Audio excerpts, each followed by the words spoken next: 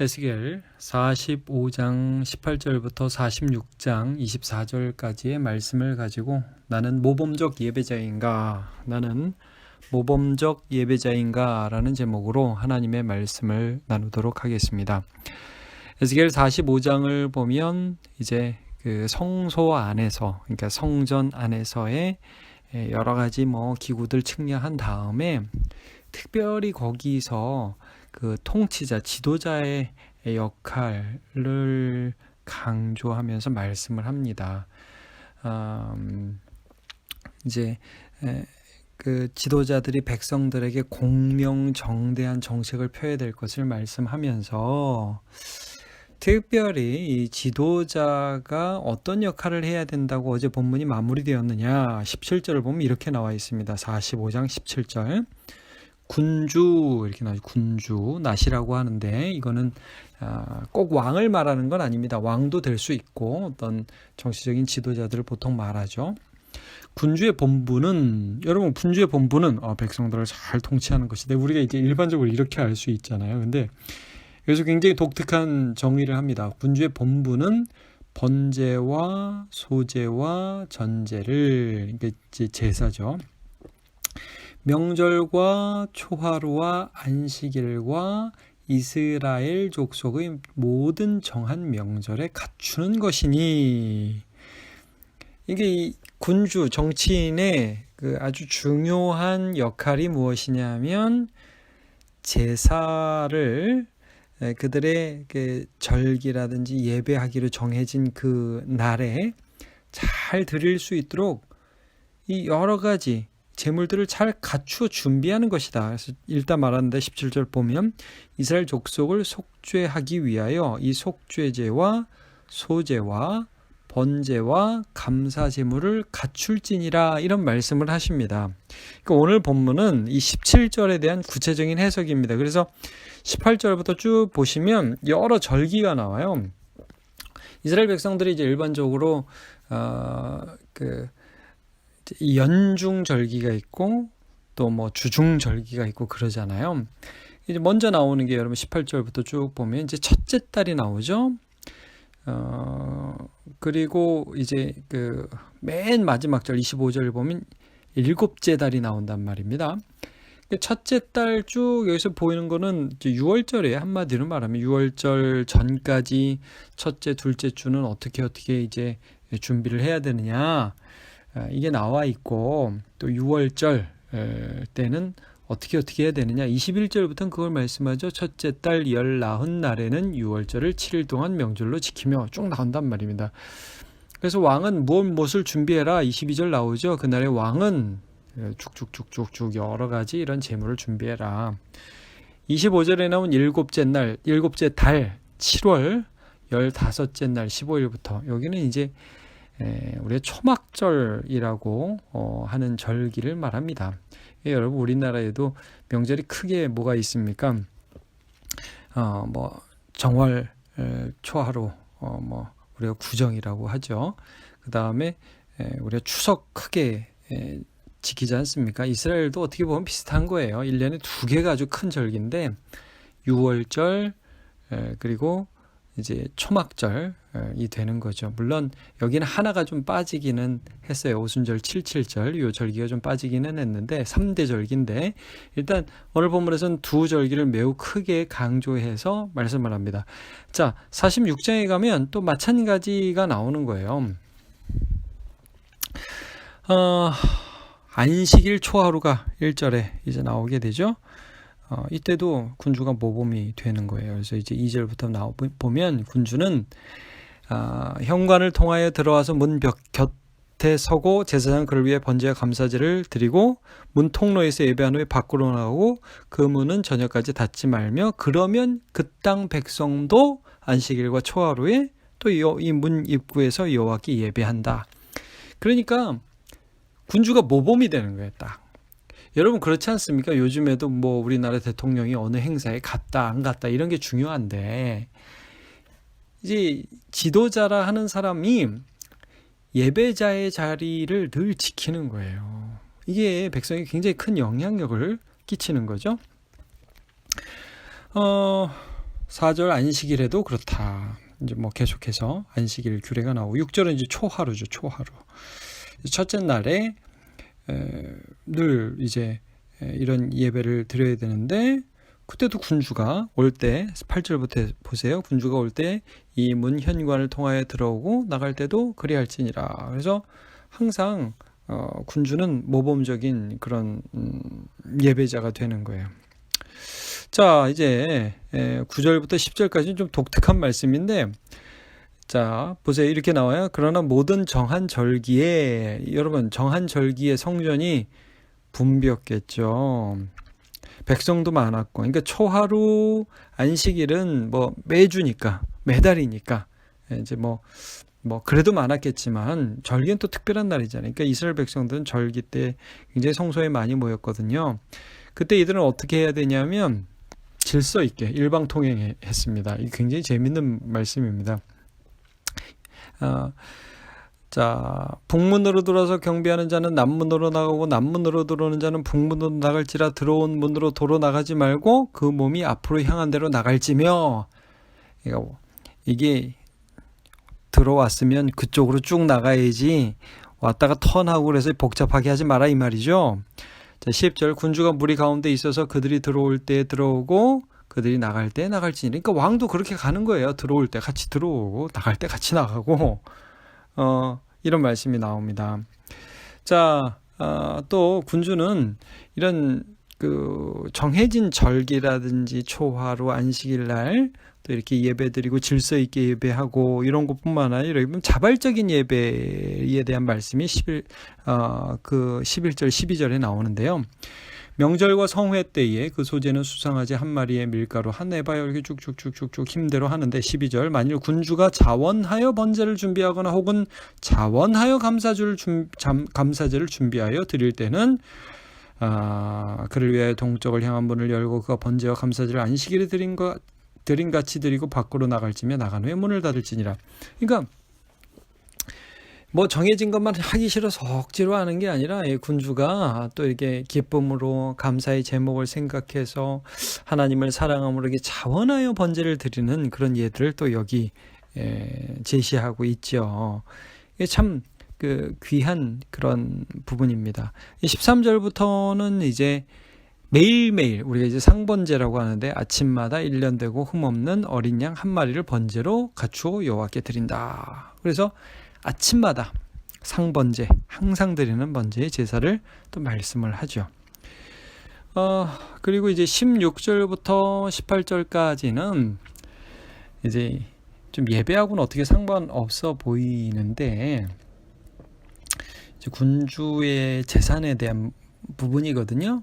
이 결론은 이거예요. 여기 16절, 17절, 18절에 나오는 거, 이 군주의 재산에 대한 건 뭐냐면 군주라고 특별히 재산을 많이 모을 수 있게 해서도 안 되고 군주라고 막 그 군주의 재산을 보호하지 않는 것도 아니다. 이런 말씀이에요. 그러니까 백성 가운데 하나다. 어떻게 이게 나와 있느냐 하면 자, 아들한테 자기 기업, 자기 땅을 이렇게 선물로 줬어요. 야, 이건 너에게 줬다. 그럼 이제 아버지 돌아가시면 그건 아들이 이어받는 거예요. 16절이 그 말씀이에요. 근데 17절 보면 군주가 자기의 기업을 종에게 줬어요. 그러면 희년이 되면 다시 군주의 기업으로 귀속되어서 또는 군주가 돌아가시면 아들이 받는다. 이런 말씀이 나오죠. 이게 뭐예요? 군주의 재산권이라도 보호한다. 그러나 18절 군주는 백성의 기업을 빼앗아 그 산업에서 쫓아내지 못할지니 자기 아들에게 기업으로 줄 것은 자기 산업으로만 할 것이라. 그러니까 백성 걸 마음대로 못 뺏는다는 거죠. 군주는 겸손하고 백성의 대표고 백성의 모범이지 백성 안에 자기가 하나님이 아니라 이거예요. 그러니까 여기서 우리가 굉장히 어떤 군주의 태도, 군주가 어떤 자세로 예배를 드려야 하고 준비해야 되고 또 모범이 돼야 되는가 하는 걸 보여요.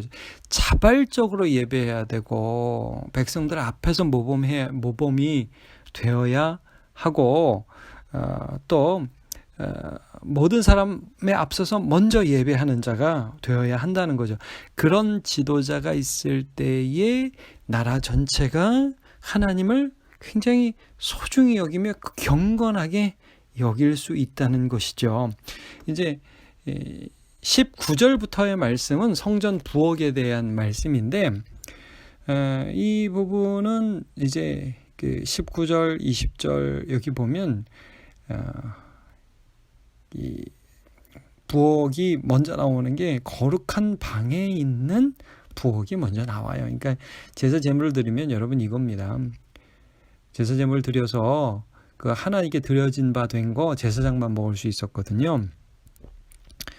그거는 아무 데서나 못 먹는 거예요. 그거는 하나님이 지정하신 거룩한 제사장이 정한 이 부엌에서만 먹을 수 있고, 이걸 바깥들로 나가서 먹으면 안 된다. 21절 이 말씀이죠. 그 다음에 근데 바깥들로 가서 먹을 수 있는 음식도 있었어요. 예를 들면 화목 제물이라든지 백성에게로 돌려진 제물이 있었거든. 이런 건 먹을 수 있다. 그런 거 삶아서 먹는 뜰은 또 따로 있다. 이런 것들이 이제 22, 23, 24절에 있습니다. 그가 내게 이르시되 이는 삶는 부엌이니 성전에서 추종드는 자가 백성의 제물을 여기서 삶을 것이니라 라고 해서 말씀하세요. 이 말씀은, 이 성전 부엌의 말씀은 또 어떤 말씀이냐면, 우리가 이게 뭐 저거는 더 거룩하고 이건 덜 거룩하고 이런 말씀을 하는 게 아니라 여러분 이겁니다. 하나님께 드려진 것, 하나님께 속한 것이 이 세상에서의 우리가 겪는 모든 정말 뭐 더러운 것도 있고 정말 추한 것도 있고 이런 모든 것들인데, 이런 것과 근본적으로 다르다는, 거룩하다는 경외심을 가져야 된다는 거예요. 여러분 예를 들면 이런 거죠. 우리가 주일날 교회 올 때 뭐 집에서 아무거나 입던 옷 입고 오지 않지 않습니까? 제일 좋은 옷 입고 이 마음과 몸을 준비하고 오죠. 그러니까 하나님으로 경외할 수 있어야 된다는 거예요. 그러니까 이 당시에 큰 문제가 무엇이었냐면, 성속이 구분이 안 되고 일상이 거룩하게 되는 게 아니라 예배를 경멸히 여기는 게 큰 문제가 되었던 것이죠. 그러니까 말라기에도 그런 말씀이 나오지 않습니까? 야, 너네가 그 눈먼 거, 뭐 저는 거 이런 거 예물로 가져오는데 그런 거 한번 총독한테 갖다 줘봐라. 좋아하겠니? 하나님을 거룩히 여길 수 있어야 된다는 걸 말씀하고 있어요. 그러니까 전체적인 문맥으로 보면 지금 어떤 겁니까? 지도자가 예배에 모범이 되는가? 그게 그 한 나라의 성패를 가른다는 거예요. 여러분 한번 잘 생각해 보세요. 이스라엘 왕들이 어떻게 했던가? 사울이라는 왕이요. 여러분 사울이라는 왕이 왜 하나님께 버림받았습니까? 사무엘이 와서 제사를 드려야 돼. 싸움을 해야 되는데. 근데 더디 와요. 마음이 급해. 그러니까 어떻게 하죠? 자기가 제사를 드려버려요. 자기가 제사장이 돼요. 그러니까 모범적 예배자가 하나님을 경홀히 여기는 거예요. 이건 뭐 우리가 별거 아니지, 뭐 그럴 수도 있지, 급한데, 그런 게 아니라는 거죠. 왕의 역할이 무엇이냐는 거죠. 이런 예들은 여러 가지로 계속해서 많이 나옵니다. 예를 들면 우시야 같은 왕은 참 좋은 왕이었어요. 그러나 나중에 교만해져 가지고요, 자기가 제사장만 할 수 있는 분향을 자기가 스스로 하다가 이마에서부터 나병이 나가지고 평생 그 나병 환자로 지내게 되죠. 여러분 북이스라엘의 대표적인 나쁜 왕 아합 한번 생각해 보세요. 뭐 그 사람이 우상 숭배한 거는 뭐 이루 말로 할 바가 아니고, 아합과 이세벨이 바알과 아세라를 숭배했죠. 그러나 그의 아주 잘못한 것 중에 대표적인 예가 뭐냐면, 나봇이라는 사람의 포도원을 자기 마음대로 빼앗은 것입니다. 물론 이세벨이 큰 역할을 했죠. 그러니까 왕이 자기가 하나님인 거예요. 자기가 하나님을 예배하는 자가 돼야 되는데, 나 예배해라, 내 마음대로 할 거야, 나라 망한다는 것입니다. 바로가 자기가 하나님인 척, 자기가 신인 척 했고요. 바벨론의 느부갓네살 왕이 금신상을 만들어 놓고 이게 나니까 나한테 절해라 그랬습니다. 다 망하는 짓입니다. 여러분, 우리가 어떤 공동체 지도자로 서게 됩니다. 나이가 들고 시간이 지나면요. 그러면 어떻게 해야 될까요? 이제 내 말 들어. 소위 이제 세상에서 이걸 갑질이라고 그러죠. 그게 아니라 여러분, 우리는 항상 앞에서 모범적인 예배자가 되는 겁니다. 더 경건한 모습으로, 더 모범적인 모습으로, 더 자발적으로 자원하는 모습으로, 더 질서 있는 모습으로 예배하는 모습을 가지는 거죠. 이런 면에서 다윗이 탁월한 모습을 보입니다. 시편 141편 2절을 제가 읽어드리겠습니다. 나의 기도가 주의 앞에 분향함 같이 되며 나의 손드는 것이 저녁 제사 같이 되게 하소서. 그러니까 늘 제사장이 분향을 할 때 거기 앞에서 기도하면서 하나님 앞에 나아가고 저녁 제사 매일 드리는 그런 제사의 모습 앞에서 손을 들어서 기도하는 그런 모범적 예배자였습니다. 법궤가 다윗성에 들어올 때 제일 앞에서 춤을 추면서 예배하는, 자원하는 그런 모범적인 예배자가 바로 다윗이었습니다. 다윗은 항상 무리들을 이끌었어요. 제가 시편 34편 8절과 9절을 읽어드리겠습니다. 너희는 여호와의 선하심을 맛보아할지어다. 그에게 피하는 자는 복이 있도다. 너희 성도들아 여호와를 경외하라. 그를 경외하는 자에게는 부족함이 없도다.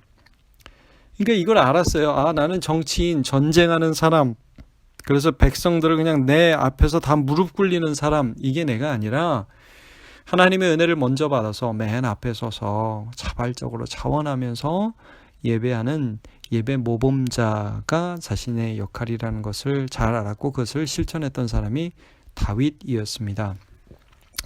여러분, 우리가 어떤 자세로 살아가고 있습니까? 오늘도 이 세상에서 여러분 모범적인 예배자로 살아가셔서 내가 속한 공동체를 세우는 하나님의 귀한 도구로 쓰임 받으시기를 주님의 이름으로 축복합니다. 제가 기도하겠습니다. 하나님, 오늘 우리가 함께 에스겔 45, 46장을 보면서 군주의 역할이 무엇인지를 살펴보았습니다. 하나님께서는 군주에게 전쟁 잘하는 것, 군사 많이 두는 것, 땅 넓히는 것, 이런 것이 역할이라기보다 그런 부분에 있어서 하나님을 늘 의지하고 하나님을 경외하여서 예배의 모범이 되라고 말씀하여 주셨습니다. 자원하는 예배자, 질서 있는 예배자, 앞서서 성도들의 모범이 되는 예배자가 되라고 말씀하여 주셨습니다. 하나님, 그렇게 내가 먼저 주님 의지하는 모습 보여서 나를 따라오는 모든 사람들이 함께 주님을 알아가는 데에 쓰임받을 수 있도록 오늘도 인도해 주시옵소서. 오늘도 우리에게 자원하는 심령을 새롭게 해 주옵소서. 예수님의 이름으로 기도합니다. 아멘.